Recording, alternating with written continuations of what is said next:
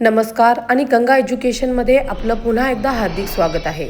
या प्लॅटफॉर्मवर तुम्हाला विधी क्षेत्रातील महत्त्वाचे विषय, कायद्यांशी संबंधित स्पर्धा परीक्षांची तयारी, महत्त्वपूर्ण कायदेशीर तथ्य आणि विधीचा इतिहास याविषयी सुस्पष्ट आणि शिस्तबद्ध मार्गदर्शन मिळेल. आजच्या व्हिडिओमध्ये भारतीय न्यायसंहिता 2023च्या कलम 45 ते 62 वरती चर्चा करू, अबेटमेंट आणि कॉन्स्पिरसीवर. नमस्कार. आज आपण भारतीय न्याय संहितेमधील एका खूप महत्त्वाच्या कलमावर बोलणार आहोत.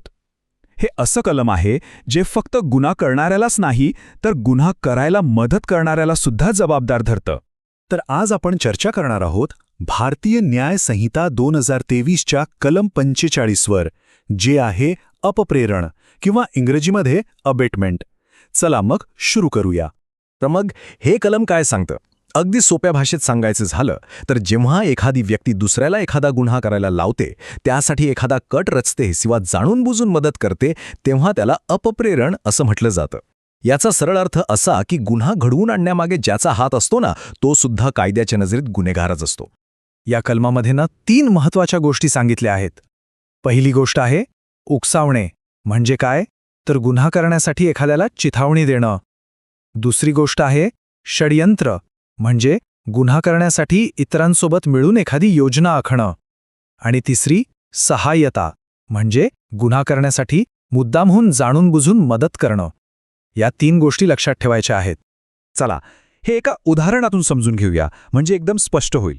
कल्पना करा, पोलिसांना झेड नावाच्या एका व्यक्तीला अटक करायची आहे. आता बी नावाचा एक माणूस येतो आणि तो मुद्दाम पोलिसांना सी नावाच्या व्यक्तीकडे बोट दाखवून सांगतो की हाच आहे झेड. आता पोलीस तर त्याच्यावर विश्वास ठेवून सीला अटक करतात.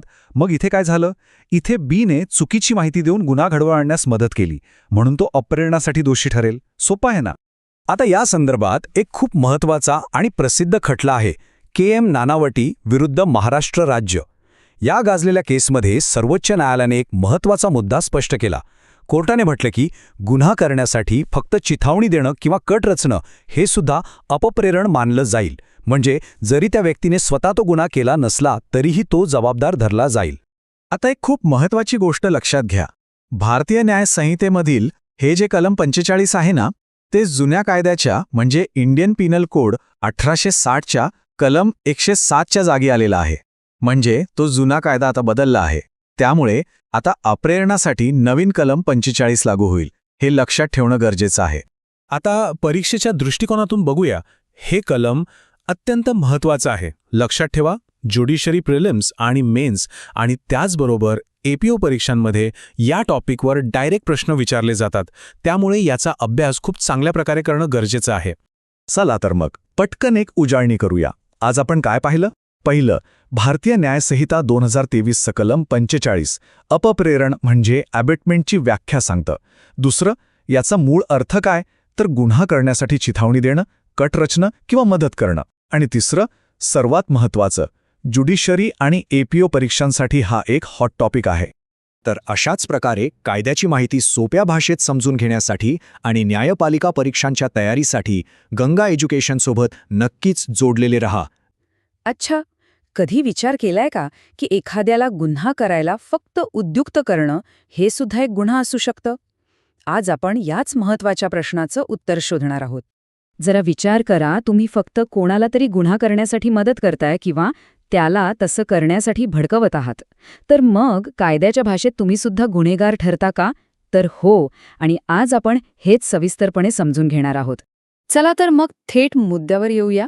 आज आपण भारतीय न्यायसंहिता 2023चा कलम 46चा सखोल अभ्यास करणार आहोत. हे कलम दुष्प्रेरक म्हणजेच ॲबेटर या खूप महत्त्वाच्या कायदेशीर संकल्पनेबद्दल आपल्याला माहिती देतं. बघा, कायदा काय म्हणतो ते. अगदी सोप्या शब्दांत सांगायचं झालं तर दुष्प्रेरक म्हणजे अशी व्यक्ती जी गुन्हा करण्यासाठी एकतर प्रोत्साहन देते, कटाचा भाग बनते किंवा गुन्ह्यासाठी मदत करते. आणि यातली सगळ्यात महत्त्वाची गोष्ट काय माहितीये? गुन्हा प्रत्यक्षात घडला की नाही यापेक्षाही त्या व्यक्तीचा उद्देश आणि त्याची भूमिका जास्त महत्त्वाची ठरते. हे कलम समजून घेण्यासाठी आपल्याला याचे 3 मुख्य घटक पाहावे लागतील. पहिलं आहे प्रवृत्त करणे, म्हणजेच एखाद्याला गुन्हा करायला भडकवणे. दुसरं आहे कट, म्हणजेच गुन्हा करण्याच्या प्लॅनमध्ये सामील होणे. आणि तिसरं आहे सहाय्य, म्हणजे गुन्हा घडण्यासाठी जाणीवपूर्वक मदत करणे. लक्षात ठेवा, दुष्प्रेरणा सिद्ध करण्यासाठी या तिन्हीपैकी कमीत कमी एक गोष्ट तरी घडलेली असली पाहिजे. आता हे अधिक सोपं करून समजून घेऊया एका उदाहरणाने. समजा अ नावाचा माणूस बला सांगतो की तू क चा खून कर, पण ब ते करायला स्पष्ट नकार देतो. आता इथे काय होईल? जरी खून झालेला नसला तरी हा खुनाच्या दुष्प्रेरणेसाठी दोषी मानला जाईल. यावरून एक महत्त्वाचं कायदेशीर तत्त्व स्पष्ट होतं. दुष्प्रेरणेचा गुन्हा हा मुख्य गुन्ह्यावर अवलंबून नसतो, तो एक स्वतंत्र गुन्हा आहे. आणि हो, हे तत्त्व फक्त पुस्तकात नाहीये. यावर सर्वोच्च न्यायालयाने एका ऐतिहासिक खटल्यात शिक्कामोर्तब केले आहे. तो खटला आहे आर विरुद्ध जोगेंद्र सिंग 1955.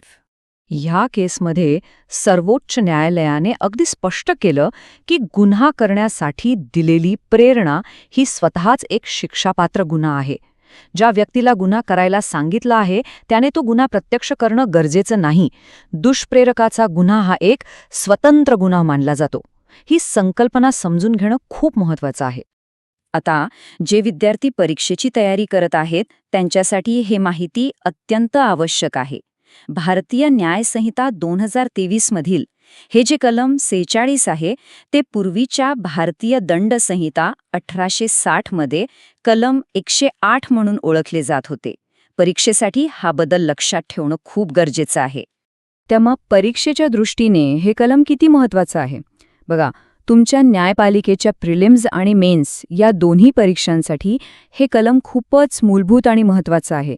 विशेषतः APOच्या परीक्षेत यावर थेट प्रश्न विचारला जाऊ शकतो, त्यामुळे या कलमावर तुमची पकड घट्ट असायलाच हवी.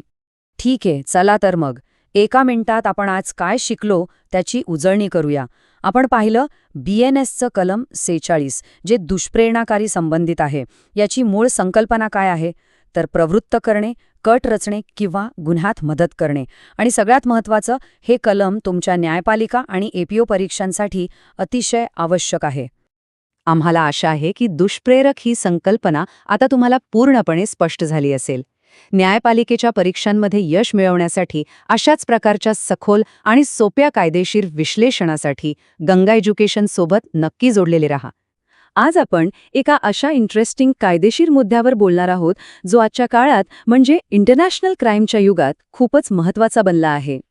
चला तर मग आपलं विश्लेषण एका थेट प्रश्नाने सुरू करूया.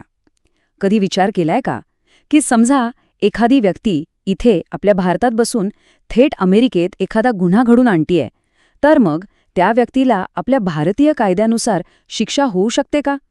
काय वाटतं?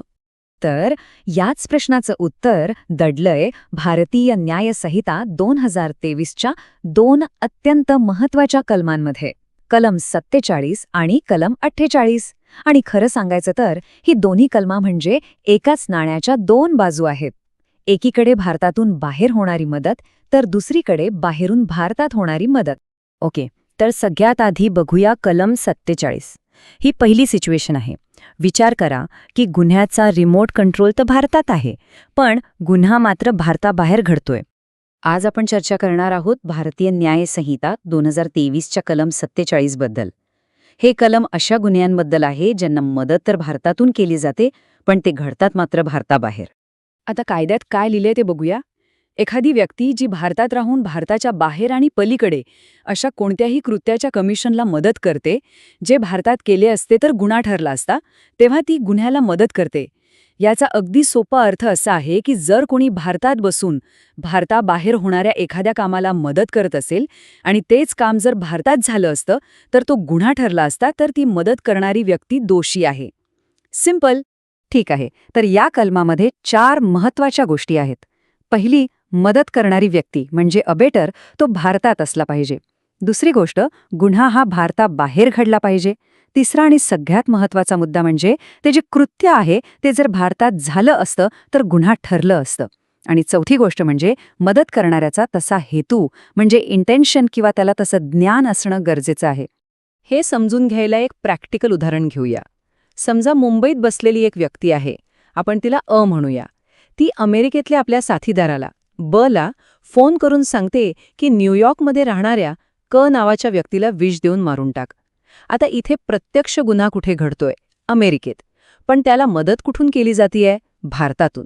तर अशा परिस्थितीत मुंबईत बसलेल्या व्यक्तीला भारतात खुनाला मदत करण्याच्या गुन्ह्यासाठी जबाबदार धरलं जाईल. क्लिअर आहे? तर हे झालं कलम 47. आता आपण नाण्याची दुसरी बाजू बघूया, म्हणजे कलम 48. इथे परिस्थिती अगदी उलटी आहे. मदत बाहेरून येते आणि गुन्हा आपल्या भारतात घडतो. बरोबर. तर आता आपण पाहूया भारतीय न्याय संहिता 2023चं कलम 48. हे कलम अशा गुन्हेगारी मदतीबद्दल बोलतं जी भारताबाहेरून आपल्या देशात होणाऱ्या गुन्ह्यांसाठी दिली जाते. याची कायद्यातील तरतूद काय आहे? एखादी व्यक्ती जी भारताच्या बाहेर आणि पलीकडे राहून भारतातील कोणत्याही अशा कृत्याच्या कमिशनला मदत करते जे गुन्हा ठरेल, तेव्हा ती गुन्ह्याला मदत करते. म्हणजे एकदम सरळ आहे. जर कोणी भारताबाहेर बसून भारतात गुन्हा करायला मदत करत असेल तर ती व्यक्ती दोषी आहे. विषय संपला. आता याचे मुख्य घटक बघूया, जे कलम 47च्या अगदी विरुद्ध आहेत. पहिलं, इथे मदत करणारा अबेटर भारताबाहेर आहे. दुसरं, गुन्हा मात्र आपल्या भारतात घडतोय. तिसरं, ते कृत्य भारतीय कायद्यानुसार गुन्हा आहेच. आणि चौथा म्हणजे इथेही मदत करणाऱ्याचा हेतू किंवा त्याला त्याबद्दल ज्ञान असणं महत्वाचं आहे. याचंही एक उदाहरण बघूया. समजा लंडनमध्ये बसलेली व्यक्ती दिल्लीतल्या व्यक्तीला सांगते की तू दिल्लीतल्या व्यक्तीचा खून कर. आता इथे मदत करणारी व्यक्ती कुठे आहे? लंडनमध्ये, म्हणजे भारताबाहेर. पण गुन्हा कुठे घडला? दिल्लीत. तरी सुद्धा त्या लंडनमध्ये बसलेल्या व्यक्तीला भारतात झालेल्या खुनाला मदत केल्याबद्दल जबाबदार धरलं जाईल. ठीक आहे. तर आता ही दोन्ही कलमं कोणत्या कायदेशीर तत्वावर आधारित आहेत हे समजून घेण्यासाठी आपल्याला एका महत्त्वाच्या केस लॉकडे वळावं लागेल. त्याने हे सगळं अधिक स्पष्ट होईल. हा एक लँडमार्क केस आहे, स्टेट ऑफ महाराष्ट्र विरुद्ध M.H. जॉर्ज 1965. यात सुप्रीम कोर्टाने एक अतिशय महत्त्वाचा निकाल दिला. कोर्टाने म्हटलं की भारतात गुन्हा घडण्यासाठी गुन्हेगाराची प्रत्यक्ष उपस्थिती नेहमीच आवश्यक नसते, जर त्याच्या कृतीचे परिणाम भारतात जाणवत असतील. म्हणजे काय? की जरी गुन्हेगार प्रत्यक्ष भारतात नसला, पण त्याच्या कृतीचा प्रभाव, त्याचा परिणाम भारतात होत असेल, तरी तो गुन्हा इथे घडला असं मानलं जाईल. आणि हेच तत्व कलम 47 आणि 48चा मूळ आधार आहे. आता ज्यांनी जुना कायदा म्हणजेच इंडियन पिनल कोडचा अभ्यास केला आहे, त्यांच्यासाठी हेच जाणून घेणं महत्त्वाचं आहे की या तरतुदी पूर्वी कुठे होत्या. तर लक्षात ठेवा, या ज्या तरतुदी आहेत त्या पूर्वी भारतीय दंड संहिता 1860च्या कलम 108A मध्ये होत्या. आता त्या भारतीय न्याय संहिता 2023च्या कलम 47 आणि 48ने रिप्लेस झाल्या आहेत. हे परीक्षेसाठी महत्त्वाचं आहे. चला आता येऊया आपल्या सगळ्यात महत्त्वाच्या भागाकडे. परीक्षेच्या दृष्टिकोनातून या कलमांचं महत्त्व काय आहे हे आपण समजून घेऊया. एक गोष्ट लक्षात ठेवा, ज्युडिशियरी प्रिलिम्स आणि मेन्स या दोन्ही परीक्षांसाठी ही कलमं खूपच महत्त्वाची आहेत.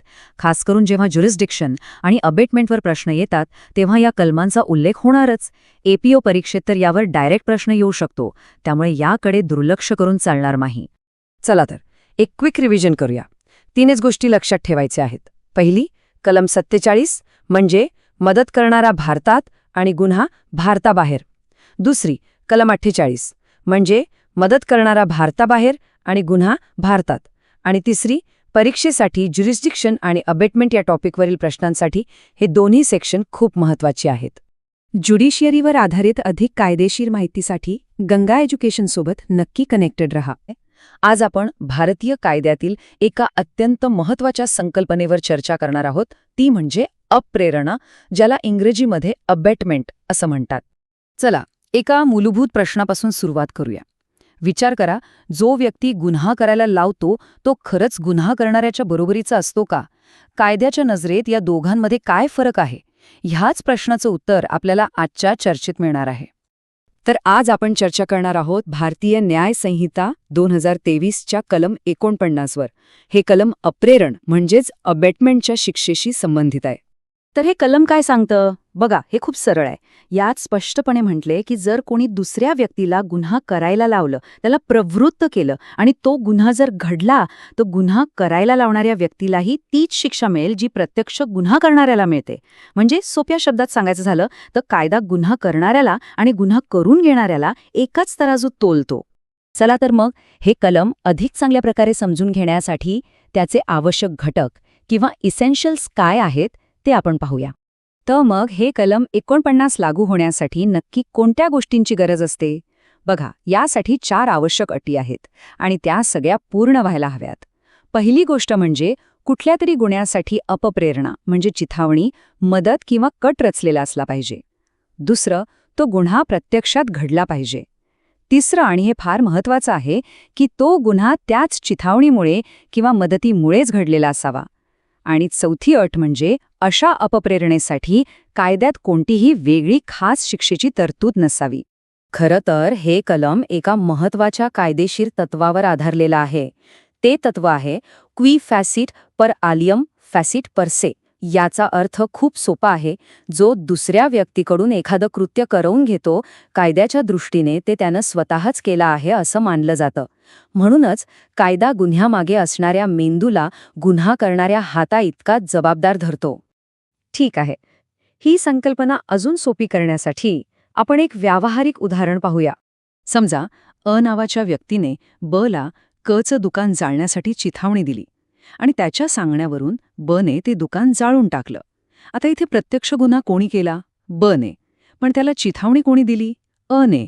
म्हणून कायद्यानुसार अ सुद्धा तितकाच दोषी आहे आणि त्याला ब इतकीच म्हणजे दुकान जाळण्याची जी शिक्षा आहे तीच शिक्षा मिळेल. आता आपण पाहूया की आपल्या सर्वोच्च न्यायालयाने या कलमाबद्दल काय मत व्यक्त केलं आहे. यासाठी आपण एक महत्त्वाचा खटला पाहणार आहोत. हा खटला आहे जमुना सिंग विरुद्ध बिहार राज्य 1967 सालचा. या केसमध्ये सर्वोच्च न्यायालयाने एक अत्यंत महत्त्वाचा निकाल दिला. कोर्टाने स्पष्ट केलं की काही परिस्थितीत जरी गुन्हा करणारा मुख्य आरोपी निर्दोष सुटला तरीही त्याला मदत करणाऱ्या किंवा चिथावणी देणाऱ्या व्यक्तीला शिक्षा होऊ शकते. फक्त एक गोष्ट सिद्ध व्हायला हवी की गुन्हा हा त्याच्याच अपप्रेरणेमुळे घडला होता. एक गोष्ट लक्षात ठेवणं गरजेचं आहे की हा काही पूर्णपणे नवीन कायदा नाही. भारतीय न्याय संहितेच्या आधी जो आपला भारतीय दंड संहिता म्हणजेच IPC होता, त्यामध्ये हेच कलम 109 म्हणून ओळखलं जात होतं. आता तेच BNS मध्ये कलम 49 म्हणून आलेलं आहे.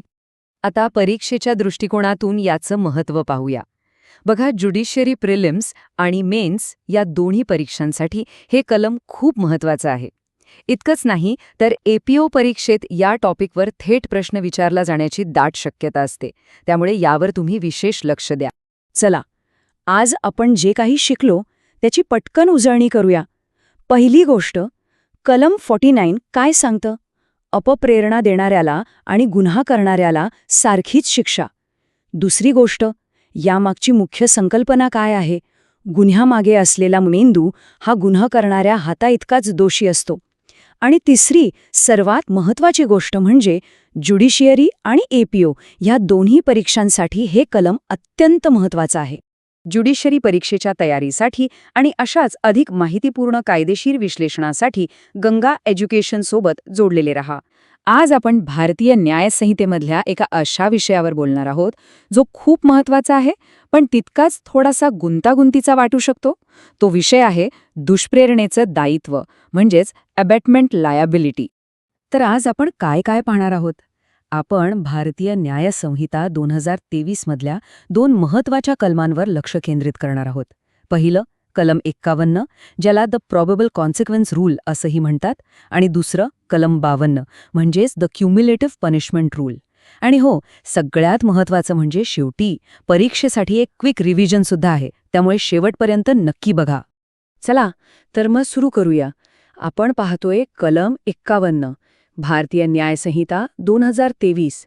याला द प्रॉबेबल कॉन्सिक्वेन्स रूल असं म्हणतात. आता हे नाव ऐकूनच तुम्हाला कळलं असेल की यात परिणामांबद्दल काहीतरी आहे. चला बघूया हे नक्की काय आहे. तर आज आपण चर्चा करणार आहोत भारतीय न्याय संहिता 2023च्या कलम 51 बद्दल. आता विचार करा, समजा एखाद्याला गुन्हा करायला चिथावणी दिली पण त्याने तो गुन्हा न करता दुसराच गुन्हा केला, मग काय? जबाबदारी कोणाची? याच प्रश्नाचं उत्तर आपल्याला या कलमात मिळतं. हे कलम काय म्हणतं? अगदी सोप्या भाषेत सांगतो. जर एखाद्याला एक गुन्हा करायला सांगितला पण त्या व्यक्तीने काहीतरी वेगळंच केला तरीही चिथावणी देणाऱ्याला त्या वेगळ्या गुन्ह्यासाठी जबाबदार धरलं जाईल. पण थांबा, इथे एक खूप मोठी अट आहे. तो घडलेला दुसरा गुन्हा हा दिलेल्या चिथावणीचा एक संभाव्य परिणाम म्हणजे प्रॉबेबल कॉन्सिक्वेन्स असायला हवा. हे कलम नीट समजून घेण्यासाठी आपल्याला यातले 3 महत्त्वाचे शब्द समजून घ्यावे लागतील. पहिलं आहे वेगळं कृत्य झालं. म्हणजे जो गुन्हा करायला सांगितला होता तो नाही झाला, काहीतरी वेगळंच घडलं. दुसरा आणि सगळ्यात महत्त्वाचा संभाव्य परिणाम म्हणजे जे घडलंय ते मूळ चिथावणीचा एक नैसर्गिक आणि अपेक्षित परिणाम होता का. आणि तिसरा ते कृत्य चिथावणीच्या प्रभावाखाली झालं, म्हणजे त्याच चिथावणीमुळे किंवा मदतीमुळे ते घडलं. चला एक प्रॅक्टिकल उदाहरण बघूया म्हणजे लगेच लक्षात येईल. समजा ए नावाच्या व्यक्तीने बीला सांगितलं की सीला फक्त काठीने मार. आता बीने हल्ला केला पण त्यात सीचा मृत्यू झाला. प्रश्न हा आहे की ए जबाबदार आहे का? उत्तर आहे हो, असू शकतो. जर काठीने इतका हिंसक हल्ला केला की त्याचा संभाव्य परिणाम मृत्यू असू शकतो हे अपेक्षित असेल तर एला हत्येसाठी दुष्प्रेरणा दिल्याचा दोषी मानला जाईल. पाहिलं, प्रोबेबल कॉन्सिक्वेन्स हा शब्द इथे किती महत्वाचा आहे. यावर एक खूप महत्वाचा आणि जुना खटला आहे, बरेंद्र कुमार घोष विरुद्ध किंग एम्परर. यात न्यायालयाने काय सांगितलं? त्यांनी स्पष्ट केलं की जो व्यक्ती पडद्यामागे राहून गुन्ह्याला प्रोत्साहन देतो किंवा मदत करतो तो सुद्धा प्रत्यक्ष गुन्हा करणाऱ्या इतका जबाबदार असतो. म्हणजे काय, कायद्याच्या नजरेत मास्टरमाइंड कधीच सुटू शकत नाही. आणि हो, एक गोष्ट परीक्षेसाठी लक्षात ठेवा, BNS 2023चं हे जे कलम 51 आहे ते जुन्या IPCच्या कलम 111च्या जागी आलेलं आहे. हे लक्षात ठेवलं की अभ्यास करायला सोपं जाईल. आता परीक्षेबद्दल बोलूया. हे कलम ज्युडिशरी प्रिलिम्स आणि मेन्स दोन्हीसाठी खूप महत्त्वाचं आहे. विशेषतः प्रॉबेबल कॉन्सिक्वेन्स या शब्दावर डायरेक्ट प्रश्न येऊ शकतो, त्यामुळे याकडे विशेष लक्ष द्या. बरं, आता कलम 51 तर आपल्या लक्षात आलंय, पण विचार करा, जर चिथावणीमुळे एक नाही तर 2 गुन्हे घडले तर काय? त्यासाठीच आपल्याला पुढचं कलम म्हणजे कलम 52 समजून घ्यावं लागेल. याला क्युम्युलेटिव्ह पनिशमेंट रूल असंही म्हणतात. तर आता आपण चर्चा करूया भारतीय न्याय संहिता 2023च्या कलम 52 बद्दल. बघा, कलम 51ने आपल्याला सांगितलं की वेगळा गुन्हा घडला तर काय होतं. पण जर मूळ गुन्ह्यासोबत आणखी एक म्हणजे अतिरिक्त गुन्हा घडला तर शिक्षा डबल होणार का? याच प्रश्नाचं उत्तर हे कलम देतं. हे कलम अगदी स्पष्टपणे सांगतं की जर चिथावणीमुळे मूळ गुन्ह्यासोबतच दुसराही एक स्वतंत्र गुन्हा घडला तर दुष्प्रेरकाला एका नाही तर 2 गुन्ह्यांसाठी शिक्षा होईल. यालाच क्युम्युलेटिव्ह पनिशमेंट किंवा संचयी शिक्षा म्हणतात. म्हणजे एका चुकीसाठी दुहेरी जबाबदारी. चला, या कलमाचेही 3 महत्त्वाचे भाग बघूया. पहिला, अतिरिक्त कृत्य झालं, म्हणजे मूळ गुन्ह्यासोबत आणखी काहीतरी घडलं. दुसरा, ते कृत्य स्वतंत्र गुन्हा आहे, म्हणजे कायद्याच्या नजरेत तो एक वेगळाच गुन्हा आहे. आणि तिसरा, सगळ्यात महत्त्वाचा मुद्दा, दुष्प्रेरकाचं ज्ञान, म्हणजे चिथावणी देणाऱ्याला हे माहीत होतं किंवा माहीत असायला हवं होतं की असा अतिरिक्त गुन्हा घडू शकतो. परत एकदा एक उदाहरण घेऊ म्हणजे सगळं स्पष्ट होईल. समजा एने बीला फक्त एका घरात चोरी करायला सांगितलं. बी चोरी करायला गेला पण तिथे त्याने घरमालकाला मारहाणही केली. आता जर एला हे माहीत होतं की चोरी करताना कोणी आडवं आलं तर बी मारामारी करू शकतो, तर मग एला फक्त चोरीसाठी नाही तर त्या मारहाणीसाठी दुष्प्रेरणा दिल्याबद्दलही शिक्षा होणार.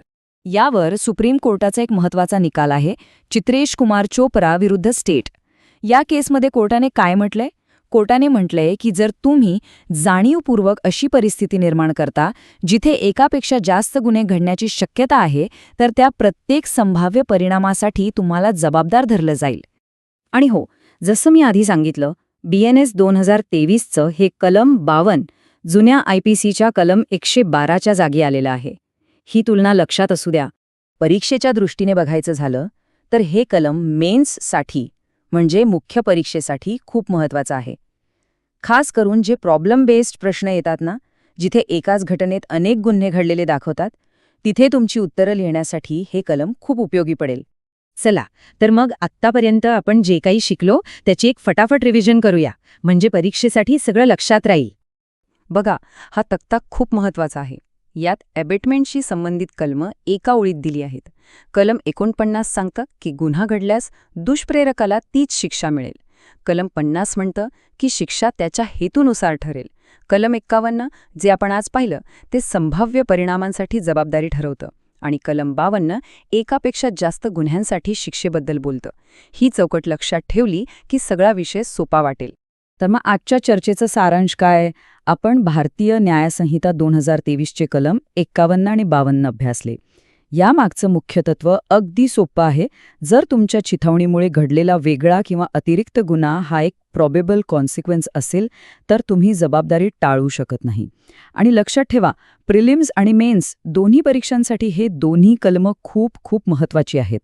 कायद्यातील अशाच किचकट संकल्पना सोप्या भाषेत समजून घेण्यासाठी गंगा एज्युकेशन सोबत जोडलेले रहा. आज आपण भारतीय न्याय संहिता 2023 मधल्या एका खूप महत्त्वाच्या कलमाबद्दल बोलणार आहोत. एक असं कलम जे मदत करणाऱ्या व्यक्तीची म्हणजेच अबॅटरची जबाबदारी कुठे आणि कशी वाढते हे ठरवतं. तर आज आपण काय काय बघणार आहोत? सगळ्यात आधी आपण कलम 53ची ओळख करून घेऊ. मग त्यामागचे जे कायदेशीर तत्व आहे ते सोप्या भाषेत समजून घेऊ. त्यानंतर काही उदाहरणं आणि महत्त्वाच्या केस लॉच्या मदतीने त्याचा वापर कसा होतो ते पाहू. आणि हो, सगळ्यात शेवटी परीक्षेसाठी महत्त्वाचे मुद्दे आणि क्विक रिव्हिजन. चला सुरू करूया आपल्या पहिल्या भागापासून, जिथे आपण कलम 53ची ओळख करून घेऊ आणि त्याचा नेमका उद्देश काय आहे हे समजून घेऊ. आज आपण चर्चा करणार आहोत भारतीय न्याय संहिता 2023च्या कलम 53वर.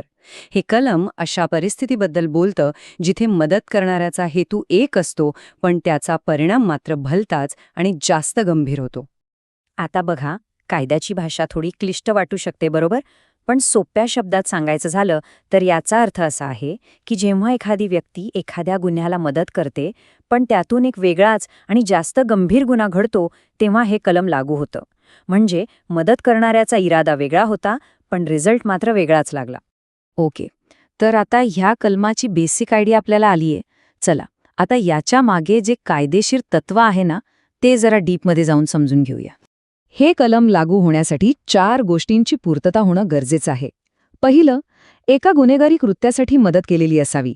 दुसरं, मदत करणाऱ्याचा एक विशिष्ट परिणाम घडवण्याचा इरादा असावा.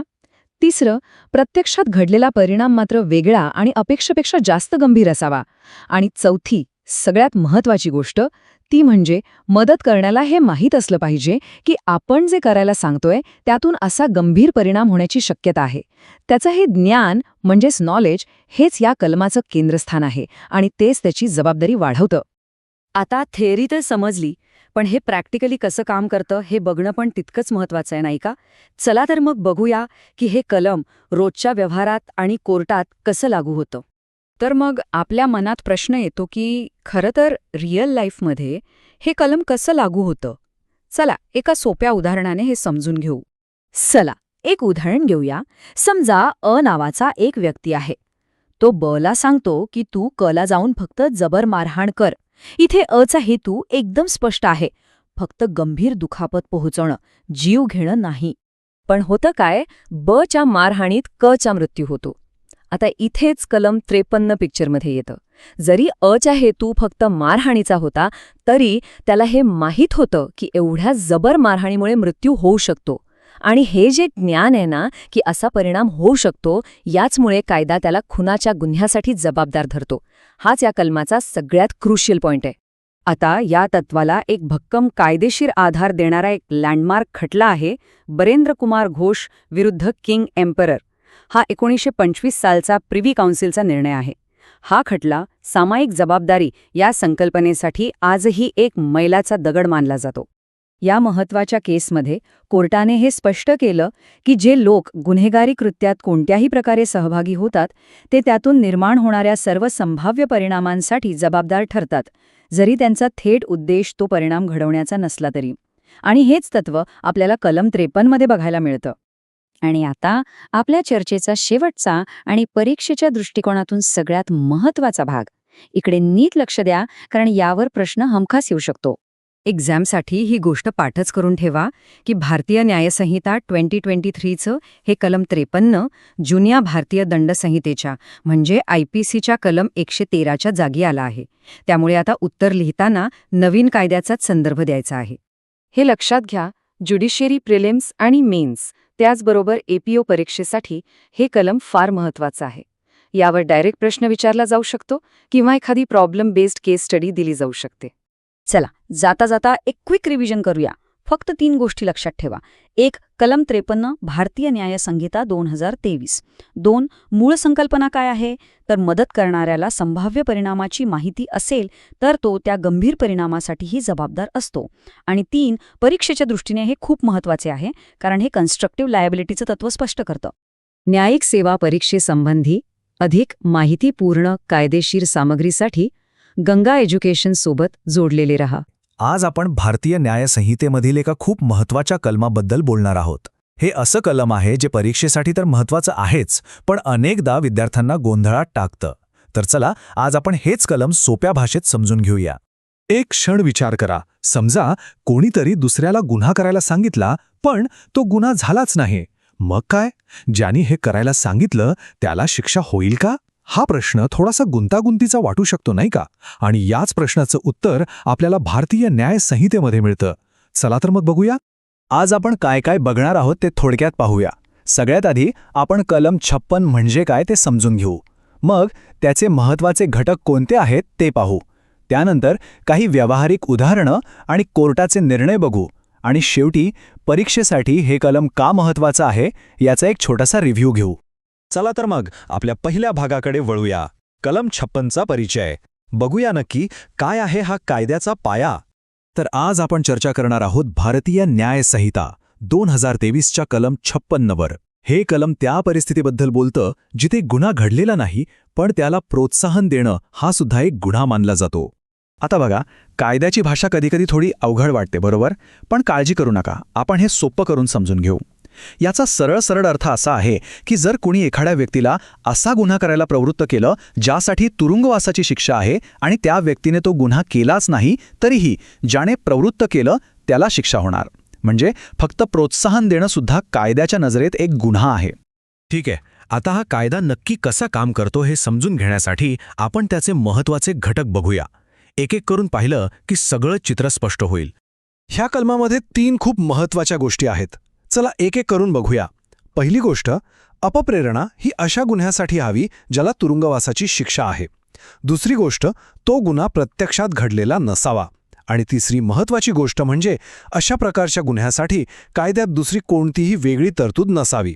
जेव्हा या 3ही अटी पूर्ण होतात तेव्हाच हे कलम लागू होतं. आत्तापर्यंत आपण कायद्याची थिअरी पाहिली, पण प्रत्यक्षात कोर्टात याचा वापर कसा होतो? चला आता काही उदाहरणं आणि एक महत्त्वाचा कोर्टाचा निर्णय बघूया. म्हणजे हा कायदा कसा लागू होतो हे आपल्याला आणखी चांगलं समजेल. चला एक साधं उदाहरण घेऊया. समजा अ नावाच्या व्यक्तीने ब नावाच्या व्यक्तीला कोर्टात खोटी साक्ष देण्यासाठी भडकवलं, पण बनं तसं करायला नकार दिला. आता इथे खोटी साक्ष देण्याचा गुन्हा तर घडला नाही, बरोबर? पण तरीही अला त्या गुन्ह्यासाठी प्रोत्साहन दिल्याबद्दल म्हणजे अबेटमेंटसाठी कलम 56 नुसार शिक्षा होऊ शकते. पण थांबा, इथे एक खूप इंटरेस्टिंग ट्विस्ट आहे. विचार करा, जर हे प्रोत्साहन देण्याचं काम एखाद्या सामान्य व्यक्तीने नाही तर एका पब्लिक सर्व्हंटने म्हणजे लोकसेवकाने केलं तर काय होईल? म्हणजे ज्याचं कामच एक गुन्हा थांबवणं, तोच जर गुन्हा करायला सांगत असेल तर त्यासाठी कायद्यात काही वेगळी कठोर तरतूद आहे का? याचं उत्तर आहे हो. आणि हा एक खूप महत्त्वाचा मुद्दा आहे जो परीक्षेसाठी लक्षात ठेवायला हवा. सामान्य माणसासाठी शिक्षा काय आहे? मूळ गुन्ह्याच्या कमाल शिक्षेच्या 1/4 म्हणजे 25%. पण जर गुन्हा करायला सांगणारी व्यक्ती किंवा जिला गुन्हा करायला सांगितलं जात आहे ती व्यक्ती लोकसेवक असेल आणि तो गुन्हा रोखणं तिचं कर्तव्य असेल तर शिक्षा थेट वाढते. ती होते कमाल शिक्षेच्या निम्म्यापर्यंत म्हणजे 50%पर्यंत. उदाहरणार्थ, समजा एका पोलीस ऑफिसरने दरोडा टाकायला सांगितला आणि तो दरोडा पडला नाही, तरी त्या ऑफिसरला सामान्य व्यक्तीपेक्षा दुप्पट कठोर शिक्षा होऊ शकते. यावर एक महत्त्वाचा लँडमार्क केस आहे, चित्रेश कुमार चोप्रा विरुद्ध राज्य 2009चा हा खटला आहे.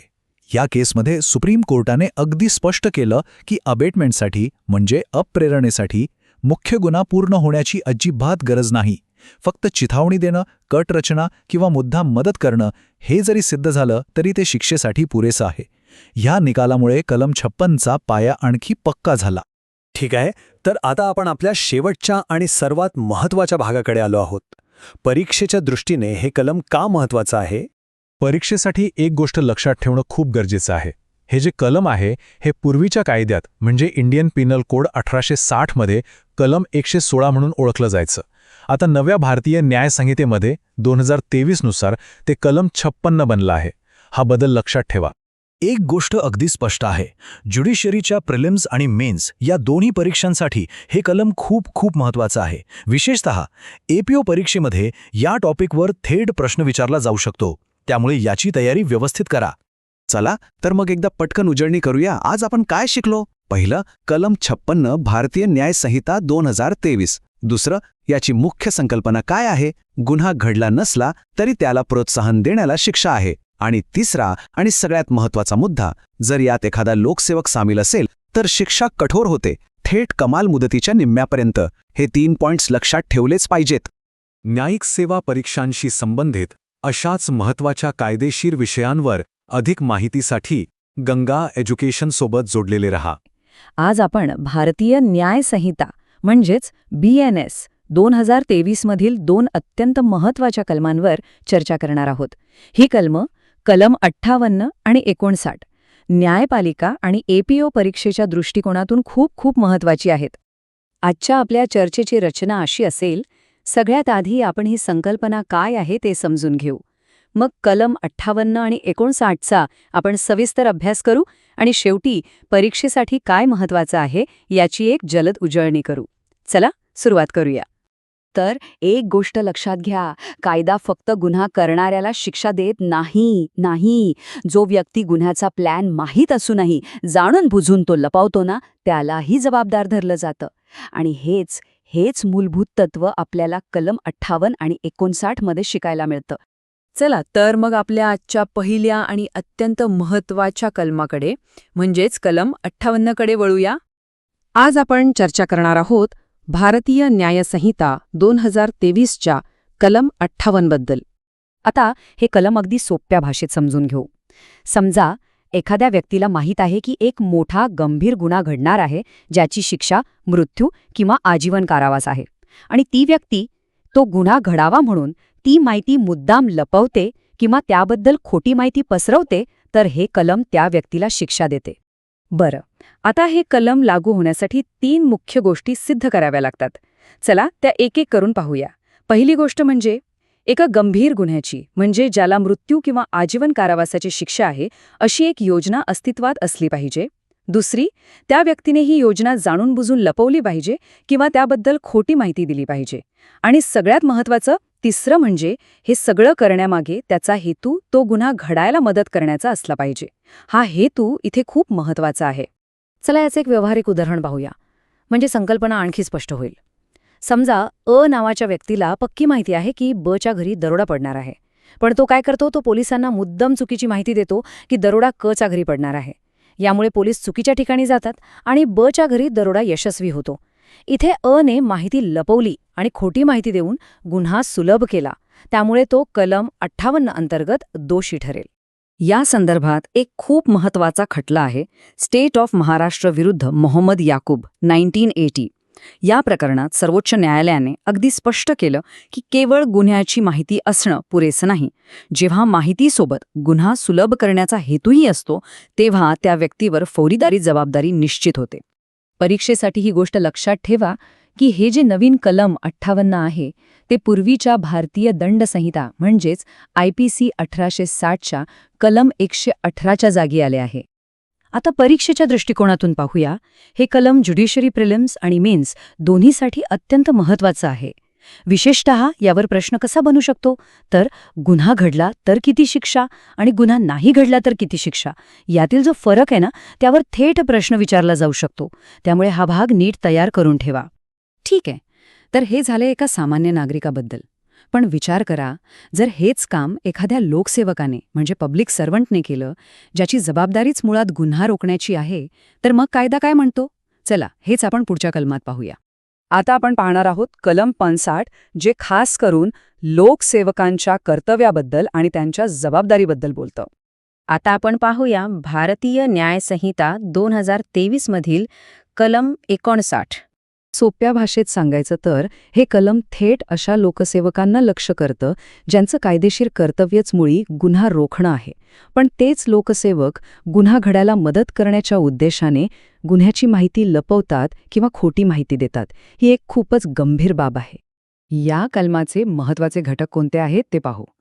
पहिला आणि सगळ्यात महत्त्वाचा, आरोपी हा एक पब्लिक सर्व्हंट म्हणजेच लोकसेवक असला पाहिजे. दुसरा, जो गुन्हा लपवला जात आहे तो रोखणं हे त्याचं कायदेशीर कर्तव्य असलं पाहिजे. तिसरा, त्याला गुन्ह्याच्या योजनेची माहिती होती आणि त्यांनी ती मुद्दाम लपवली. आणि चौथा, ही कृती म्हणजे केवळ गुन्हा लपवणे नाही तर तो सार्वजनिक विश्वासाचा आणि कायदेशीर कर्तव्याचा भंग आहे. याचं एक उत्तम उदाहरण म्हणजे समजा एका पोलीस अधिकाऱ्याला दरोड्याची माहिती मिळते. आता त्याचं कर्तव्य काय आहे तर वरिष्ठांना कळवून तो दरोडा थांबवणे. पण तो तसं न करता मुद्दाम ती माहिती लपवतो जेणेकरून दरोडेखोरांना मदत होईल. अशा परिस्थितीत तो अधिकारी त्याच्या कायदेशीर कर्तव्याचा भंग करत असल्यामुळे कलम 59 अंतर्गत जबाबदार ठरेल. या संदर्भात करतार सिंग विरुद्ध पंजाब राज्य 1994 हा एक महत्त्वाचा खटला आहे.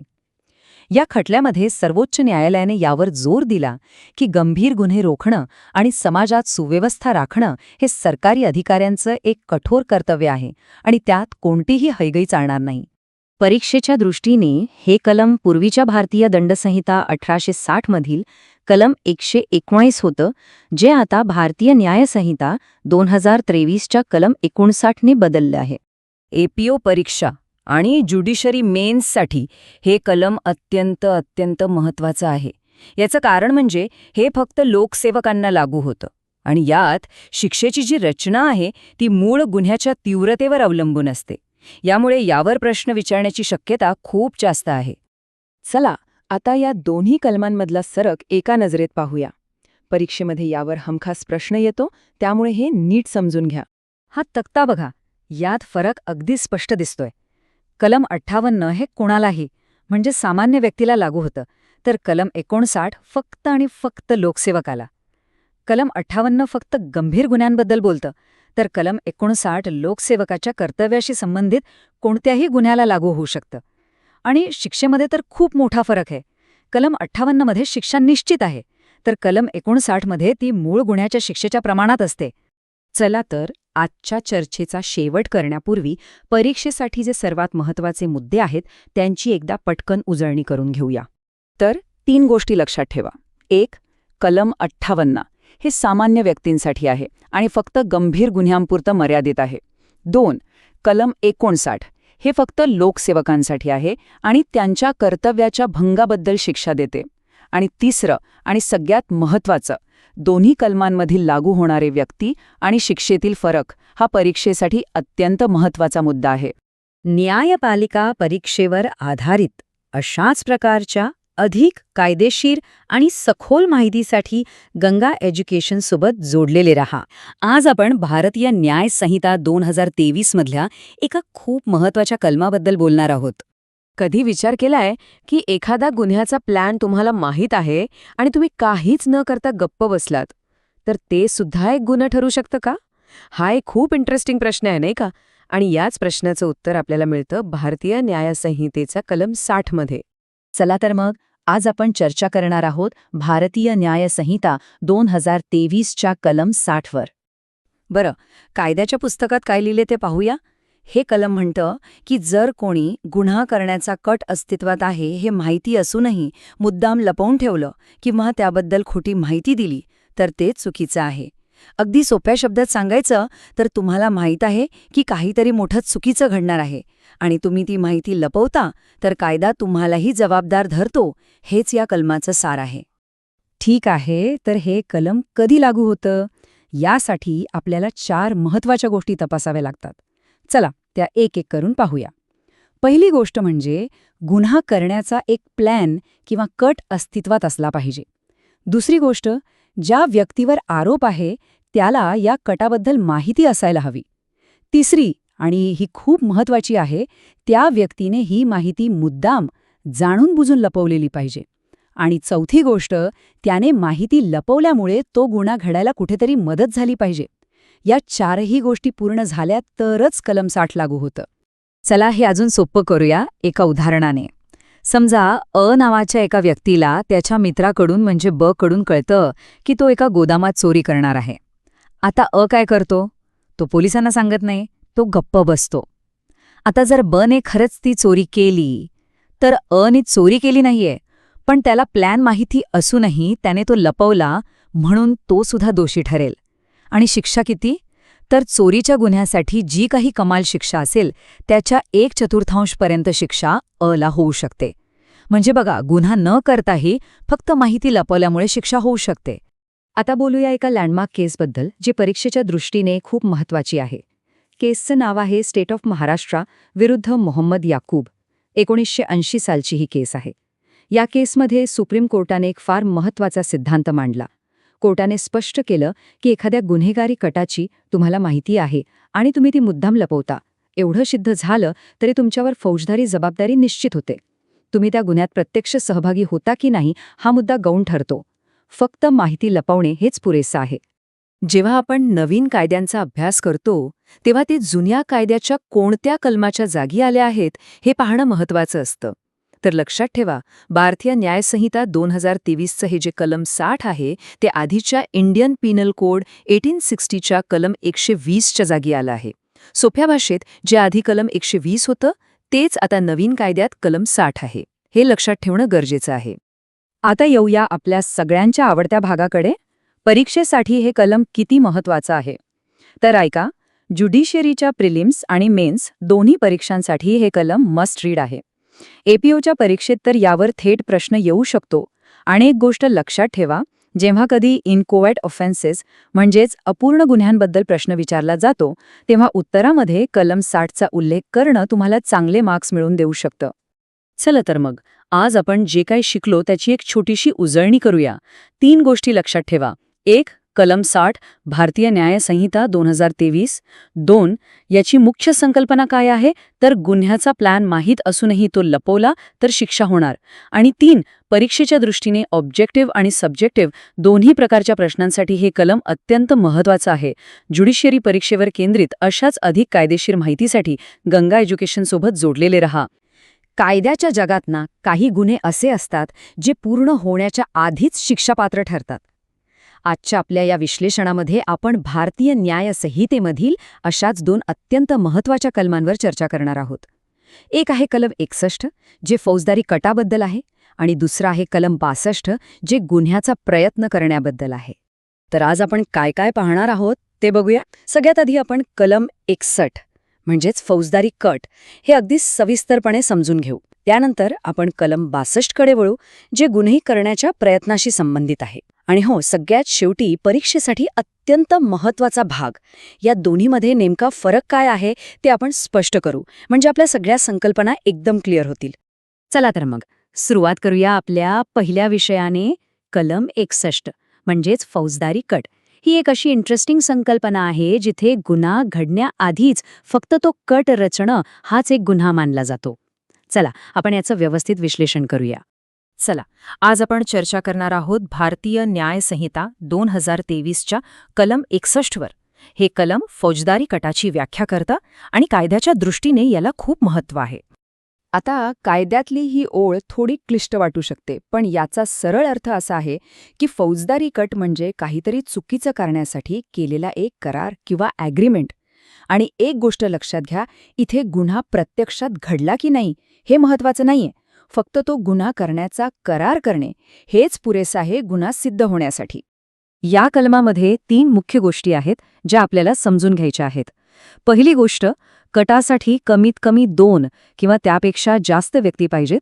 दुसरी गोष्ट, त्यांच्यामध्ये एक करार व्हायला हवा, ज्याला कायद्याच्या भाषेत कन्सेन्सस ॲड इडेम किंवा मीटिंग ऑफ माइंड्स म्हणतात. म्हणजे दोघांच्या मनात एकच चुकीचा उद्देश असला पाहिजे आणि त्यासाठी त्यांची संमती असली पाहिजे. आणि तिसरी गोष्ट, त्यांचं ध्येय एकतर काहीतरी बेकायदेशीर करणं असलं पाहिजे किंवा एखादं कायदेशीर काम बेकायदेशीर मार्गाने करणं असलं पाहिजे. हे समजून घेण्यासाठी एक सोपं उदाहरण घेऊया. समजा आणि या 2 व्यक्तींनी मिळून बँक लुटायचं ठरवलं आणि त्यावर ते सहमत झाले. आता जरी त्यांनी बँकेकडे एक पाऊली टाकलं नसलं तरी फक्त हा करार केल्यामुळेच ते फौजदारी कटाच्या गुन्ह्यासाठी दोषी ठरतात. आता या संदर्भातला एक अत्यंत महत्त्वाचा खटला पाहूया, केहर सिंग विरुद्ध राज्य. हा खटला आपल्याला हे समजायला मदत करतो की जे कट गुप्तपणे रचले जातात ते न्यायालयात सिद्ध कसे केले जातात. आता ह्याचा सोप्या भाषेत अर्थ काय? तर बघा, कट हे नेहमीच गुप्तपणे 4 भिंतींच्या आत रचले जातात. त्यामुळे त्याचा थेट पुरावा म्हणजे एखादं डॉक्युमेंट किंवा रेकॉर्डिंग मिळणं जवळजवळ अशक्य असतं. म्हणूनच न्यायालय अशा प्रकरणांमध्ये परिस्थितीजन्य पुराव्यांच्या आधारे म्हणजेच सर्कमस्टॅन्शियल एव्हिडन्सच्या आधारे कटाचं अस्तित्व सिद्ध करू शकतं. एक गोष्ट लक्षात ठेवणं गरजेचं आहे की हे कलम पूर्णपणे नवीन नाही. पूर्वीच्या भारतीय दंड संहितेमध्ये म्हणजे IPC हेच कलम 120 म्हणून होतं, जे आता भारतीय न्याय संहिता 2023 ने बदललं आहे. परीक्षेच्या दृष्टिकोनातून पाहिलं तर हे कलम न्यायपालिकेच्या प्रिलिम्स आणि मेन्स या दोन्हीसाठी खूप महत्त्वाचं आहे. याच्या आवश्यक घटकांवर आणि महत्त्वाच्या खटल्यांवर सरळ प्रश्न विचारले जाऊ शकतात. चला तर एकदा पटकन उजळणी करूया. कलम 61 म्हणजे फौजदारी कट. याची मुख्य संकल्पना आहे 2 किंवा अधिक व्यक्तींमध्ये झालेला बेकायदेशीर करार. आणि हो, न्यायपालिका आणि APO परीक्षेसाठी हे कलम अत्यंत महत्त्वाचं आहे. ठीक आहे, तर कलम 61 नंतर आता आपण वळूया आपल्या पुढच्या कलमाकडे. ते आहे कलम 62, जे आहे गुन्हे करण्याच्या प्रयत्नाबद्दल. जेव्हा एखादा गुन्हा पूर्णत्वास जात नाही पण त्या दिशेने प्रयत्न केले जातात, तेव्हा या कलमाची भूमिका सुरू होते. आता आपण चर्चा करणार आहोत भारतीय न्याय संहिता 2023च्या कलम 62 वर. हे कलम प्रयत्न किंवा अटेम्प्ट ह्या संकल्पनेशी संबंधित आहे, जी फौजदारी कायद्यातील एक मूलभूत संकल्पना मानली जाते. या कायद्यातील मुख्य वाक्यांश आपल्याला सांगतो की जो कोणी गुन्हा करण्याचा प्रयत्न करतो आणि त्या दिशेने एखादं प्रत्यक्ष कृत्य करतो पण काही कारणाने तो गुन्हा पूर्ण करू शकत नाही, त्याला हे कलम शिक्षा देतं. म्हणजे केवळ मनात गुन्हा करण्याचा विचार करणं पुरेसं नाही, तर त्या दिशेने एक पाऊल उचलणं हाच इथे गुन्हा आहे. प्रयत्नाचा गुन्हा सिद्ध होण्यासाठी 3 आवश्यक घटक आहेत. पहिला, गुन्हा करण्याचा स्पष्ट उद्देश असला पाहिजे, म्हणजेच मेन्स रिया. दुसरा, त्या उद्देशाला पूर्ण करण्यासाठी एक प्रत्यक्ष कृती किंवा ॲक्टस रेस घडायला हवी. आणि तिसरा, तो अंतिम गुन्हा काही कारणास्तव अपूर्ण राहिला पाहिजे. याचं एक साधं उदाहरण पाहूया. समजा नावाची व्यक्ती झचा खिस्सा कापण्याचा प्रयत्न करते, पण झच्या खिशात काहीच सापडत नाही. आता इथे चोरी तर झाली नाही, पण ने चोरी करण्याचा प्रयत्न केला आणि हे कृत्यच गुन्हा मानले जाईल. त्यामुळे हा चोरीच्या प्रयत्नासाठी दोषी ठरेल. पण इथे एक महत्त्वाचा प्रश्न उभा राहतो की गुन्ह्याची तयारी कुठे संपते आणि प्रत्यक्ष प्रयत्न कुठून सुरू होतो. या प्रश्नाचं उत्तर आपल्याला सर्वोच्च न्यायालयाच्या एका महत्त्वाच्या निकालात मिळतं. तो निकाल म्हणजे महाराष्ट्र राज्य विरुद्ध मोहम्मद याकूब. या निकालात न्यायालयाने अगदी स्पष्ट केलं आहे, गुन्ह्याची केवळ तयारी करणं, जसं की चोरी करण्यासाठी काही वस्तू जमवणं, हे सहसा शिक्षापात्र नसतं.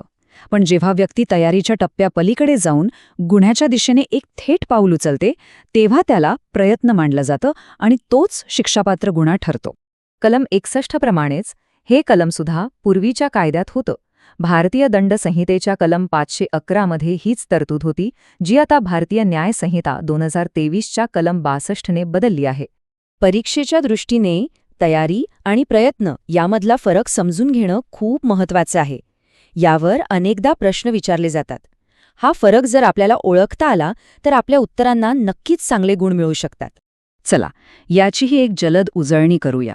कलम 62 म्हणजे प्रयत्न. याची मुख्य संकल्पना आहे गुन्हा करण्याच्या दिशेने एक प्रत्यक्ष कृत्य करणे जे अयशस्वी ठरतं. आणि हे कलमसुद्धा न्यायपालिका आणि APO परीक्षेसाठी अत्यंत महत्त्वाचं आहे. आता येऊया सगळ्यात महत्त्वाच्या भागाकडे, विशेषतः मेन्स परीक्षेसाठी. आपण आता या दोन्ही कलमांची थेट तुलना करणार आहोत. चला, या तक्त्याकडे बघून हा फरक स्पष्टपणे समजून घेऊया. लक्षात घ्या, कट म्हणजे कलम 61 हा गुन्हा घडण्याच्या खूप आधीच्या टप्प्यावरच शिक्षा देतो, म्हणजे फक्त नियोजन किंवा करार करण्याला. आणि यासाठी 2 किंवा अधिक व्यक्तींची गरज असते. याउलट प्रयत्न म्हणजे कलम 62 हा गुन्हा घडण्याच्या अगदी जवळच्या टप्प्याला शिक्षा देतो, म्हणजे अंमलबजावणी करण्यासाठी उचललेल्या पहिल्या थेट पावलाला.